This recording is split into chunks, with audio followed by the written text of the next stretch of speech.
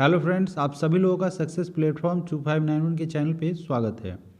दोस्तों, अभी हाल ही में एक वैकेंसी रिलीज की गई है जो कि आपका उत्तर प्रदेश पुलिस भर्ती एवं प्रोन्नति बोर्ड की अगर तरफ से बात करें तो यह वैकेंसी जारी की गई है।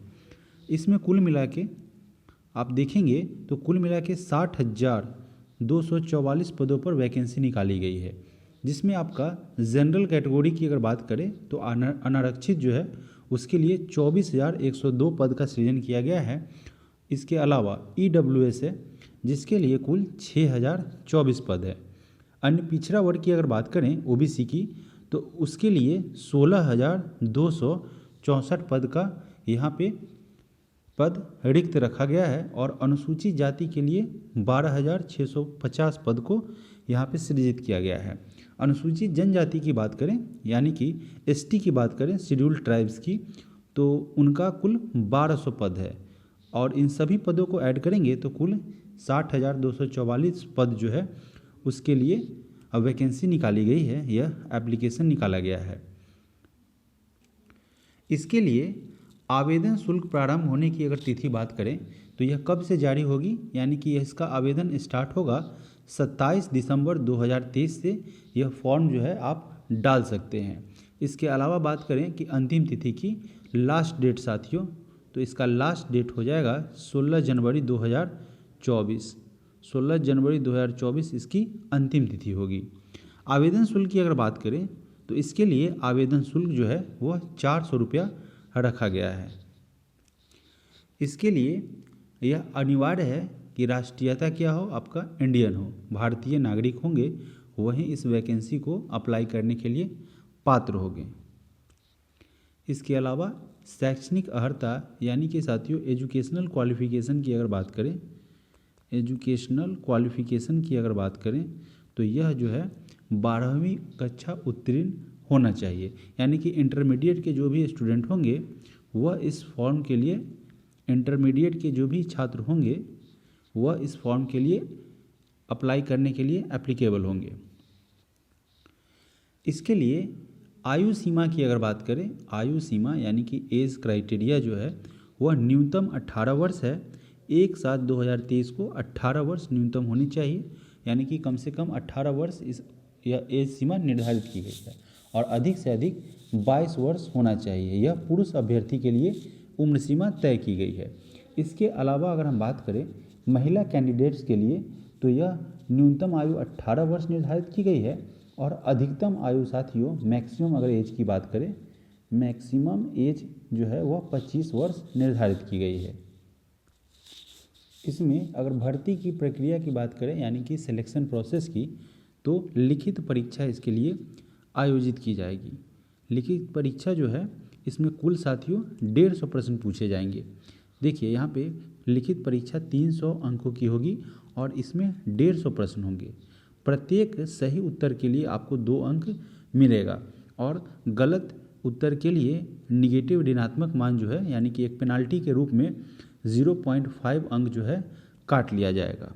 इसके अंतर्गत कुल 4 विषय होंगे, 4 विषय का एग्जामिनेशन होगा, जो कि एक आपका पहला सामान्य ज्ञान, फिर सामान्य हिंदी, तीसरा आपका संख्यात्मक एवं मानसिक योग्यता यानी कि मैथ के प्रश्न होंगे और साथ ही साथ रीजनिंग के भी प्रश्न होंगे, मानसिक अभिरुचि, बुद्धिलब्धि एवं तार्किक क्षमता। तो कुल मिला के साथियों अगर बात करें तो मैथ के प्रश्न होंगे, सामान्य ज्ञान के प्रश्न होंगे, रीजनिंग के प्रश्न होंगे और सामान्य हिंदी के कुल 150 प्रश्न आपसे पूछे जाएंगे और प्रत्येक सही उत्तर के लिए 2 अंक मिलेगा, यानी कि 300 नंबर का यह एग्जामिनेशन कंडक्ट किया जाएगा और गलत उत्तर होने की दशा में आपका 1/2 नंबर यानी कि 0.5 नंबर पेनाल्टी के रूप में आपका कटेगा। एग्जामिनेशन जो है वह OMR सीट आधारित परीक्षा होगी, यानी कि ऑफलाइन मोड पर यह परीक्षा आयोजित की जाएगी। मैंने बताया था अभी OMR सीट यानी कि ऑफलाइन जो है यह एग्ज़ाम कंडक्ट कराया जाएगा। इसमें कुल 4 विकल्प होंगे, यानी कि 4 ऑप्शंस होंगे। अभ्यर्थी को उनमें से किसी एक विकल्प को चुनना होगा जो प्रश्न का सही उत्तर होगा।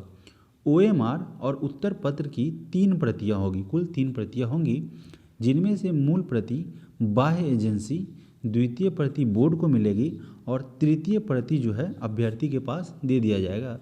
यानी कि आपने जो आंसर किया होगा उसका आपका आंसर की का जो आपका एक कॉपी होगा, जो फोटो कॉपी के रूप में होगा, इसके नीचे कार्बन कॉपी लगा होगा, फोटो कॉपी उसको नहीं कह सकते हैं, तो वह आपको छाया प्रति जो है उस कार्बन कॉपी आपको दे दिया जाएगा। अभ्यर्थी द्वारा मूल प्रति अपने साथ लेकर चले जाने पर उसका अभ्यर्थ यहाँ जो एप्लीकेशन होगा वह निरस्त हो जाएगा। मूल प्रति जो है वह बोर्ड के पास होगा और जो कार्बन कॉपी है आंसर शीट का वह आपको दे दिया जाएगा। जो भी कैंडिडेट्स जो है वह लिखित परीक्षा में अगर सफल होते हैं तो उन अभ्यर्थियों को, उन कैंडिडेट्स को समीक्षा एवं शारीरिक मानक परीक्षा में सम्मिलित होने की अपेक्षा की जाएगी। कुल रिक्तियों की संख्या को दृष्टिगत रखते हुए बोर्ड के द्वारा योग्यता के आधार पर एवं राज्य की आरक्षण नीति के अनुसार इस परीक्षण के लिए बुलाए जाने वाले अभ्यर्थियों की संख्या विनिश्चय किया जाएगा। जितने भी कैंडिडेट सफल होते हैं लिखित परीक्षा में उनकी फिजिकल स्टैंडर्ड टेस्ट किया जाएगा, यानी कि पीएसटी होगा, फिजिकल स्टैंडर्ड टेस्ट। इसमें अगर बात करें पुरुष अभ्यर्थी के लिए यानी कि पुरुष कैंडिडेट की, तो न्यूनतम शारीरिक मानक निम्नवत है। क्या चीज़ रहेगा? हाइट की अगर बात करें तो अनुसूचित जाति, सामान्य और पिछड़े वर्ग के पुरुष जातियों के लिए न्यूनतम ऊंचाई 168 सेंटीमीटर निर्धारित की गई है, यानी कि 168 सेंटीमीटर उनका न्यूनतम हाइट होना चाहिए।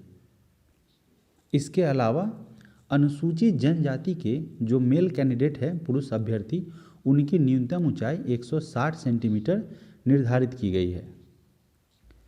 उसके अलावा अगर सीना, चेस्ट की बात करें तो सामान्य, अन्य पिछड़े वर्गों और अनुसूचित जातियों के अभ्यर्थियों के लिए न्यूनतम सीने का नाप जो है वह 79 सेंटीमीटर होना चाहिए, जो कि बिना फुलाए होना चाहिए और फुलाने के बाद कम से कम 84 सेंटीमीटर होना चाहिए। अर्थात बात करें साथियों तो जब फुलाने के बाद और बिना फुलाए के बीच 5 सेंटीमीटर का जो है वह गैप होना चाहिए, यानी कि जब अभ्यर्थी अपने सीना को फुलाते हैं तो उसमें 5 सेंटीमीटर का वृद्धि होना चाहिए, यानी कि फुलाने पर 5 सेंटीमीटर बढ़ना अनिवार्य है। जितने भी कैंडिडेट अगर जिनका ऐसा नहीं आता है डिफरेंस 5 सेंटीमीटर का, तो उनको क्या किया जाएगा? रिजेक्ट कर दिया जाएगा। इसके अलावा महिला अभ्यर्थियों की अगर बात करें तो महिला अभ्यर्थियों के लिए न्यूनतम शारीरिक मान्यता क्या है? ऊंचाई की अगर बात करें तो उनका न्यूनतम ऊंचाई यानी कि हाइट की अगर बात करें तो वह 152 सेंटीमीटर निर्धारित किया गया है।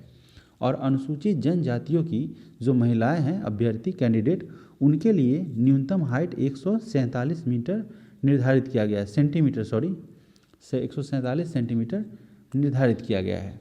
इसके अलावा वजन की अगर बात करें तो महिला अभ्यर्थियों के लिए न्यूनतम वजन जो है कम से कम 40 किलो अनिवार्य है। 40 किलो आपका कम से कम महिला अभ्यर्थी का वेट होना चाहिए।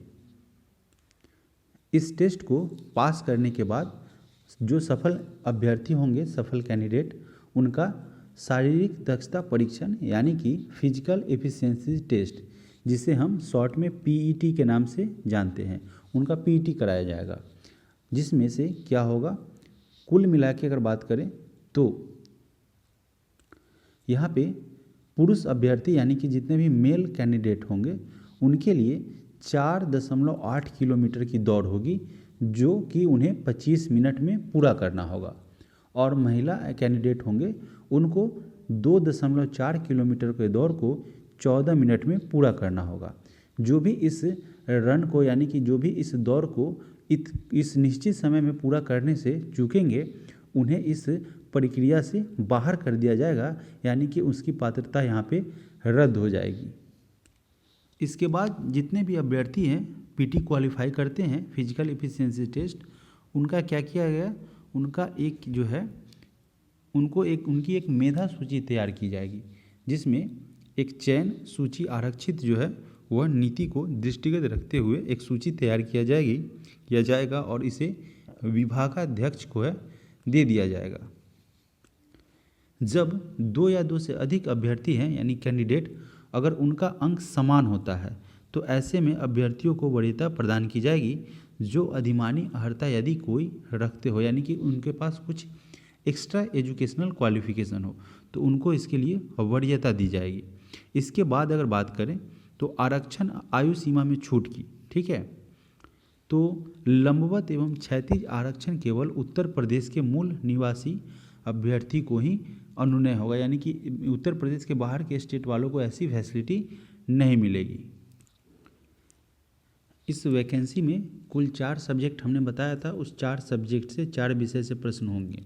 तो सबसे पहले आपको सिलेबस जानना जरूरी होता है। किसी भी एग्जामिनेशन की तैयारी के लिए आपको सिलेबस से अगर पूर्ण अपडेट होते हैं तभी आप उस दिशा में बेहतर तैयारी कर पाते हैं।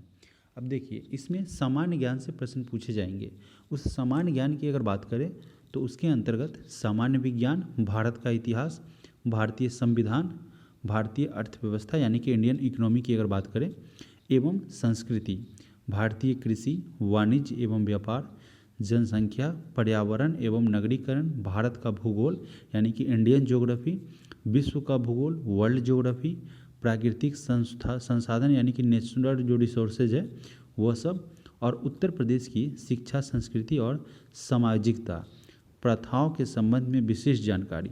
जैसे उत्तर प्रदेश का करंट अफेयर्स है, उत्तर प्रदेश का आपका सामान्य ज्ञान है, वह भी इस एग्जामिनेशन में प्रश्न यहाँ से पूछे जाएंगे।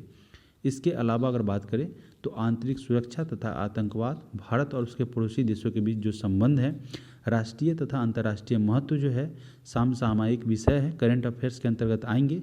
राष्ट्रीय अंतर्राष्ट्रीय संगठन, जितने भी इंटरनेशनल जो है और नेशनल ऑर्गेनाइजेशन है उससे भी प्रश्न होंगे। विमुद्रीकरण, उसका प्रभाव, साइबर क्राइम, वस्तु एवं सेवा कर, पुरस्कार और सम्मान, देश की राजधानी, करेंसी, इस सब से भी आपके प्रश्न पूछे जाएंगे। यह आपका सिलेबस है। महत्वपूर्ण दिवस यानी कि इम्पोर्टेंट डेज, इसके अलावा अनुसंधान एवं खोज, पुस्तक और उनके लेखक, सोशल मीडिया, कम्युनिकेशन, इसके इतने प्रश्न जो है यह सब्जेक्ट से अलग अलग टॉपिक से साथियों प्रश्न पूछे जाएंगे। इसके अलावा समान हिंदी से भी आपके प्रश्न होंगे, जिसमें हिंदी के व्याकरण से संबंधित प्रश्न, इसके अलावा पर्यायवाची शब्द, विलोम शब्द, sentence correction, fill in the blanks, passage, इसके अलावा मुहावरे, लोकोक्तियाँ, छंद, समास, विशेषण, क्रिया, संज्ञा, सर्वनाम इत्यादि से आपके प्रश्न पूछे जाएंगे।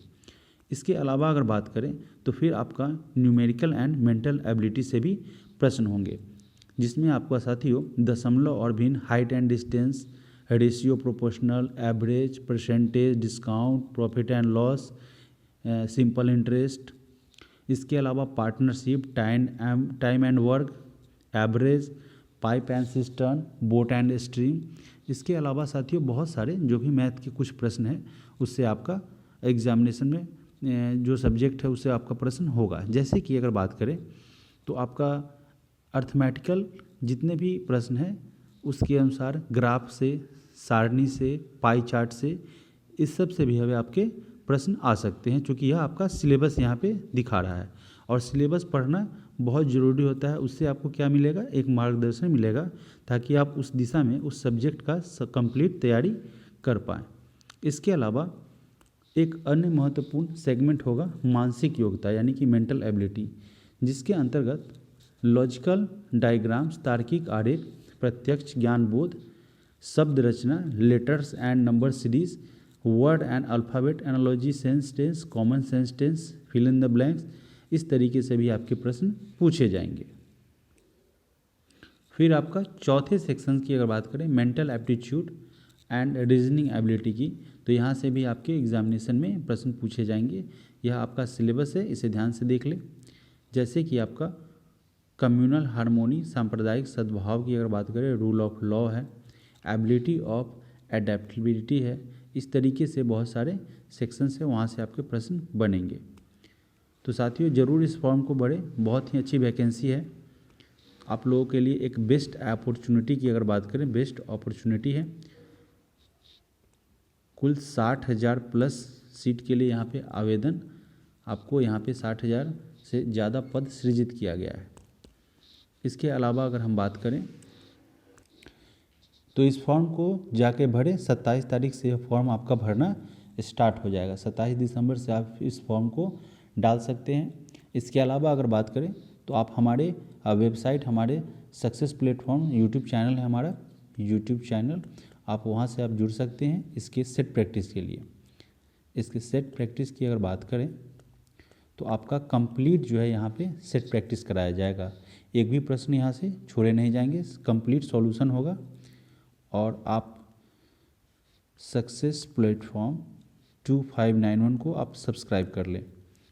साथ ही साथ वहाँ पे बेल आइकन है, उसे भी प्रेस कर लें ताकि जब भी किसी भी एग्ज़ामिनेशन के थ्रू किसी भी एग्ज़ामिनेशन का नोटिफिकेशन हो या कोई भी आपको सूचना देनी हो तो सबसे पहले आप तक पहुँचे।